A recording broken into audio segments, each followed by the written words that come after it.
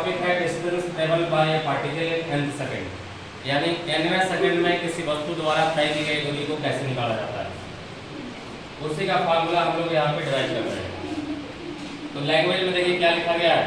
माना कि कोई कण एक समान त्वरण ए से, कोई भी वस्तु जा रहा है उसमें त्वरण है ए और वो एक समान त्वरण यानी बदल नहीं रहा, तो त्वरण कांस्टेंट रहेगा एक समान। कोई कण एक समान त्वरण ए से चल रही है और इसके द्वारा हमको nवें सेकंड में तय की गई दूरी निकालना है। तो उसको निकालने के लिए n सेकंड में तय की गई दूरी और n-1 सेकंड में तय की गई दूरी का अंतर निकालना पड़ेगा कि n सेकंड में कितना दूरी तय किया और n-1 में कितना सेकंड दूरी तय किया। यदि दोनों को डिफरेंस कर दिया जाए तो आपको n सेकंड का दूरी मिल जाएगा, nवें सेकंड की दूरी मिल जाएगा।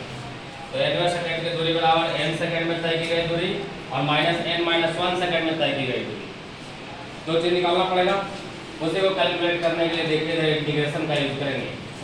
Sn मतलब हो गया n सेकंड की दूरी और आपको निकालना है n सेकंड में तय की गई दूरी। तो dx देता है छोटा सा डिस्टेंस जो 1 सेकंड में तय कर सिंगल सेकंड में।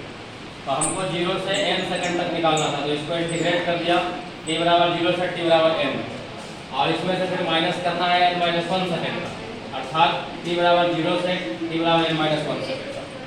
अब इस इंटीग्रेशन को दो इंटीग्रेशन में हम तोड़ दिए कि पहले हम 0 से n नहीं 0 से n-1 निकालते हैं और फिर n-1 से n निकालते हैं। और ये फर्स्ट इंटीग्रेशन पहले से दिया हुआ है t बराबर 0 से n-1। क्लियर है? तो ये दोनों वैल्यू कैंसिल हो गया, सेम था, बच गया सिर्फ ये t बराबर n-1 से t बराबर n तक dx का इंटीग्रेशन कर देंगे तो यही वैल्यू nवें सेकंड का दूरी देगा। यहीं पे आपको वीडियो को रोकना है, चुप रहो।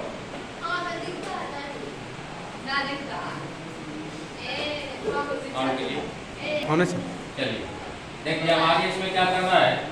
आपका वैल्यू आया था इंटीग्रेशन dx t बराबर n-1 to n, यही आया था Sn का वैल्यू।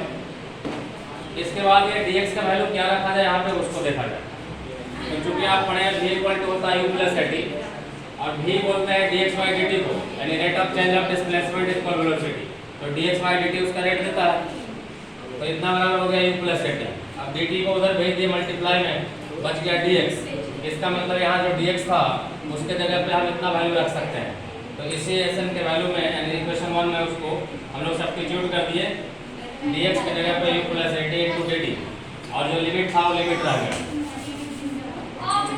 अब रहा कि इसको कैसे आप इंटीग्रेट करेंगे। तो चूंकि ये दो फंक्शन है तो दोनों को अलग कर दिया, u dt अलग और at dt अलग। लिमिट दोनों का वही रहेगा सेम टू सेम। तो u कांस्टेंट था बाहर आ गया और dt का इंटीग्रेशन t हो गया, अपर लिमिट लोअर लिमिट रख दिए। a कांस्टेंट था बाहर हो गया और t का इंटीग्रेशन हो गया t²/2 और इसका अपर लिमिट लोअर लिमिट रख दिए। आती मत सीखिए। अब इसको लिमिट हम सब्स्टिट्यूट करते हैं, पहले अपर लिमिट फिर लोअर लिमिट।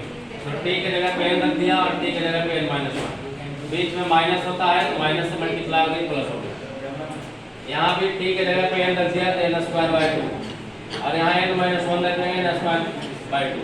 अब बीच में माइनस तो माइनस।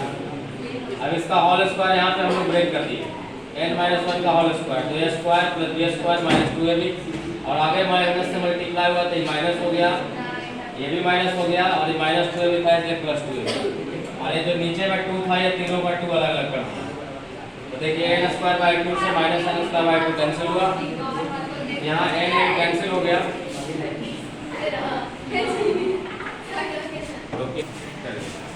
चलिए वैल्यू कैंसिल हुआ, यहाँ n से n कैंसिल हुआ, बच गया u × 1u और a × ये दोनों का फिर से एलसीएम कर दिए -1 + 2।